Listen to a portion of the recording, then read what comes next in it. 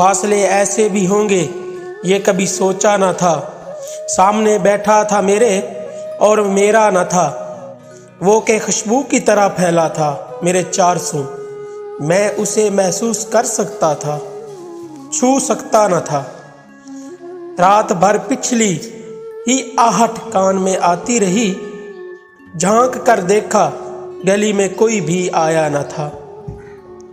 عکس تو موجود تھا پر عکس تنہائی کا تھا، آئینہ تو تھا مگر اس میں تیرا چہرہ نہ تھا۔ آج اس نے درد بھی اپنے علیحدہ کر لیے، آج میں رویا تو میرے ساتھ وہ رویا نہ تھا۔